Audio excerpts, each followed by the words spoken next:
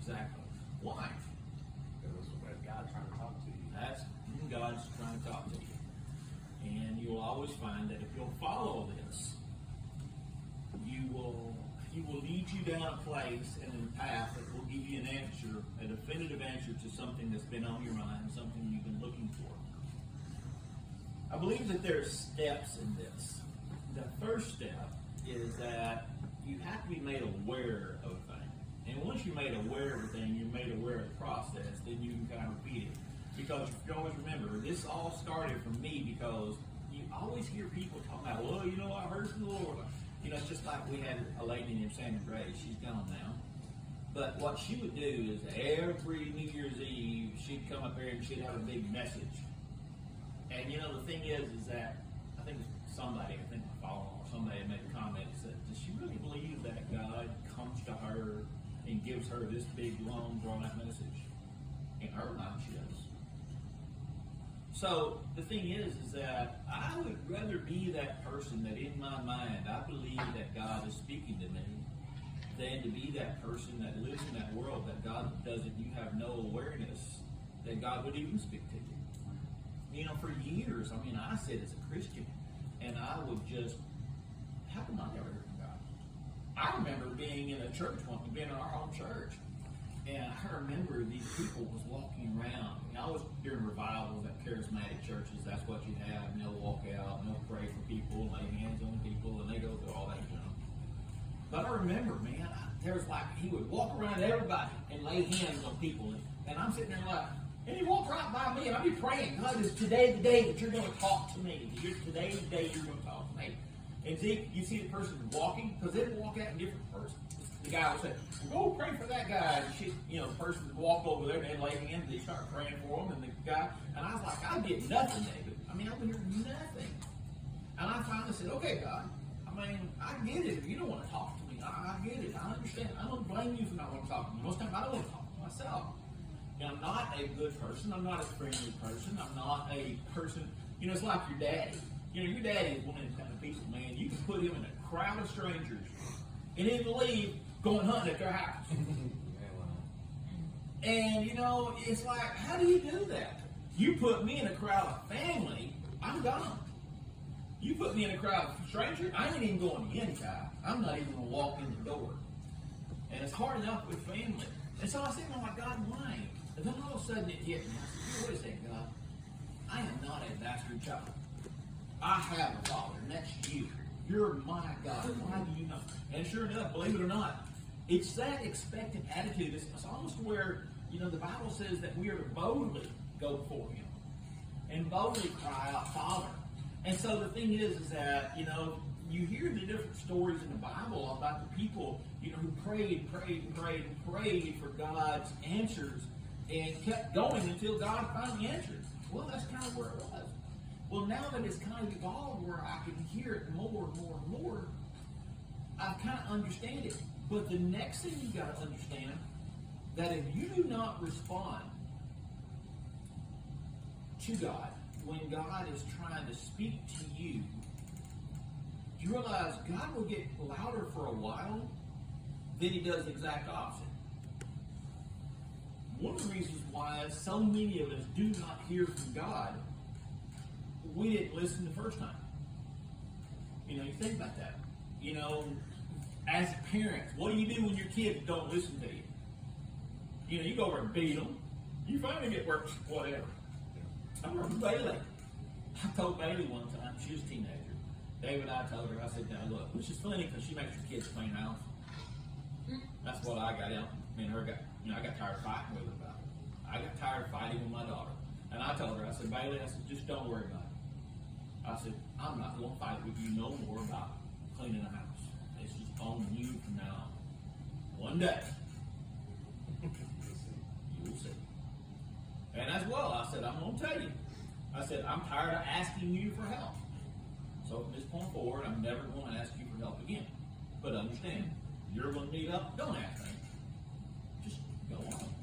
And I think sometimes, even that's how God is. You know, God wants to talk to us and we ignore Him constantly. Then there's this other step. I I've worked on this for a while. Has anybody ever kind of walked by somebody or just kind of walk in a conversation and somebody said something and you know that it's about you or something going on, or they walk by you? You just got that feeling. Yeah. And what do you do when you do that? Well, for the longest time, I just blew it off. I've got to the point I'm going, what? Get paranoid. Huh? A lot of times you get paranoid. Yeah. So the thing is, I've stopped and asked. I asked somebody the other day, I said, now look, I said, I'm asking you this question because I want to know what it is that you said. What you say to me is important, so I want to make sure I understood what you said. And oftentimes people do that just to see if you're listening. See if you're one of these people. Because, there's the social butterflies, and, Amber and I went to a basketball game one time, and the lady was talking about dogs or something like that, and she was the social butterfly of the basketball team. She was the coach's wife. Yeah, coach's wife. All over the place. And she was everywhere. She was like a little butterfly. She was going from bush to bush to bush. And Amber said something about, what did you say about the dogs or something like that? I'm a big dog. I don't remember And she that. said something about to the effect of, oh, I love those dogs. And she said, well, what kind of dogs are those again? So she really wasn't listening. She really wasn't loved listening. those She was dogs. just like going on. Something about her Talking. family. Yeah. She goes, what kind of dogs are those? And so the thing is that sometimes I think that God whispers. So like this morning, I woke up honestly like last night before I lay down, I started thinking, okay, God, reveal to me. Well, it's quiet. And so this morning, early this morning, I woke up again. I'm sitting there going, okay, God, hint church tomorrow. Hint church. Give me some clue here, man. Give me some clue. Well, the thing is that sometimes when God is quiet, God, if you've done everything, you've not done no, major sin, you've not robbed a bank, you've not killed anybody, Erica, I don't know what Erica must be thinking about killing somebody. Oh no! The point is that on her hood. you don't know anything, so what is it? Sometimes I think that what God does is that God does, like I mentioned a while ago, are you really paying attention? Are you going through the motions, or are you really paying attention? And so it hit me this morning that I'm going through another transition. I think that when we get off into long, extended studies, the downside of that is it becomes a shortcut. It's not really relevant to that moment. And I think that preachers, we get in these big long series because if we got a big long series to preach on, one of the things is that within this big long series that you've already read this book and you've got this book and you're preaching from this book, you really aren't doing any work. You're really not trying to listen for anything new. Does that make sense what I'm talking about? So this is what I got this morning. The problem is that, I always tell you how I go through my studies because hopefully that you guys will understand how this affects y'all. Because nobody ever explained learning this way to me. I didn't have it. I wasn't taught to hear God like this. Was y'all? I wasn't. So what did we do? We went through the motions, didn't we? I don't want to go into the motions Christianity. No more than I want to go into the motions relationship with my family or my wife. I want something. Remember, Kai. Now, if we're going to blame me, let's blame Kai. Because Kai started this focus deal. And this is where the central thing was again. What is your focus? So the thing is that it still brought me back to focus. It brought me back to focus. Today, so I'm still back on focus. Remember, good morning, we talked about, we're going to delve into Proverbs 31. And if you want to go there, we're going to go there. But the thing is that, remember, now what we're going to do differently today is this. One of the things that Amber had made a very valid point is that what she likes to do, she likes to be able to talk and ask questions. So, I am going to start this one off. I really, really, really wish y'all would get some form of a Bible study program that has the Strong's words on it.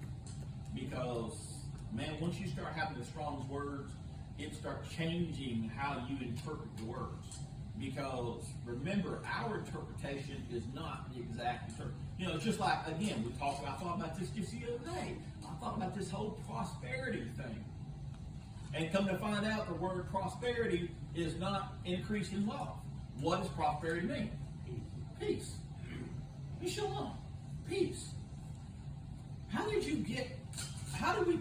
take that and how do we turn that and make this into a whole series of ministry and the prosperity message, the whole 9 yards, and it's a false doctrine? How do we do that? Maybe because we did this because this is what we wanted to hear. Who doesn't want to hear that, David, if you'll give God $1,000, God's going to give you back $10,000? Who don't want that? Take my money. Huh? So take my money. Yeah. But that's what people legitimately are hearing today. Yeah. And so here it goes like this one right here. I remember the first time I heard any preacher talk about Proverbs 31. And Proverbs 31, if you think about it, the first thing that he talked about that his mama told him, remember, these are teachings that his mama told him. That his mama told him. So apparently, I don't know what happened to his daddy. I don't know where his daddy was in the mix, but his mama was one who was a purveyor of knowledge. So it sounds like the whole deal with the purveyor of knowledge was that his mother, what she did, she was this, and it starts at verse 10. But the first part of this thing was, it talked about men as leadership. The burdens of men as leadership. It talked about to where the man, as a leader, he can't go get drunk. He can't go get high. He can't get all these things to kill his mind from all of his responsibilities. These are burdens that men, that leaders have to carry. We can't go there and we can't bury our feelings. We have got, because they are what God has given us as our burdens to carry. Does that make sense? Yeah. We're leaders. And by God, it's time that we as men act as leaders, isn't it, Kyle? If a man wants to lead the house, fine, lead the house, but lead it as a leader, not as a boss. What is the difference between a boss and a leader? A leader leads by example to get people to follow, and they'll be the first to go. And a boss does what? It delegates what he don't want to do. So, AJ, how successful would your store be if you ran it as a boss? That's successful. Even if you did cook more or less? Right? Wouldn't matter. Isn't that a boss saying? A leader would inspire people. They would know to cook more or less, which is their phrase at Burger King. You cook more or less. In other words, the weight. He's measured by his weight of how much his store weighs. In other words, they cook a hamburger, and it comes through there, well, it gets cold. So the thing is that if we think about this thing, now we talked about it, and it lays the standard for the man. We think that verse 10, and I'm gonna change my verse. I'm gonna change my reading of it here, just so we'll make it easier. Then we're gonna go back on it. All right. What I want you to do, we're gonna read through this thing, and then I'm gonna step back and I'm gonna show you what I found, and then we're gonna read it again. And I really would wish y'all would enter in, tell me something that catches your mind, and talk about that. What do you think about that? So this is what I thought from this thing. Y'all, verse 1. Verse 10. This is where it changes. The first 1 through 9 is the man's responsibilities. Who can find a virtuous woman? For her price is far above rubies. The heart of her husband doth safely trust in her, so that he hath no need of spoil. See, now I thought about that one this morning. She will do him good and not evil all the days of her life. She seeketh wool and flax, and worketh willingly with her hands. She is like the merchant ships. She brings her food from afar. She riseth also while it is yet night, and give meat to her household, and a portion to her maidens. My favorite is she considers a field and buyeth it, and with the fruit of her hand she planteth a vineyard. She girdeth her loins with strength, and strengtheneth her arms. She perceiveth that her merchandise is good. Her candle goeth out not by night. She layeth her hands to the spindle, and her hands hold the distaff. She stretches out her hands to the poor, yea, she reaches forth her hands to the needy. She is not afraid of the snow for her household, for all her household are clothed with scarlet. She maketh herself coverings of tapestry, her clothing is silk and purple. Her husband is known at the gates when he sitteth among the elders of the land. This is where the man really kind of goes, heck yeah, this is what she makes me like. She maketh fine linen and selleth it, and delivereth girdles unto the merchants. Strength and honor are her clothing, and she shall rejoice in time to come. She opened her mouth with wisdom, and her tongue is the law of kindness. She looketh well to the ways of her household, and eateth not the bread of idleness. Her children arise up and call her blessed. Her husband also, and he praises her. Many daughters have done virtuously, but thou excellest of them all. Favor is deceitful, and beauty is vain. But a woman that feareth the Lord, she shall be praised. Give her of the fruits of her hands, and let her works be known. Let her own works praise her at the gates. So, what is this? What is the overview that you see in that? What I seen in this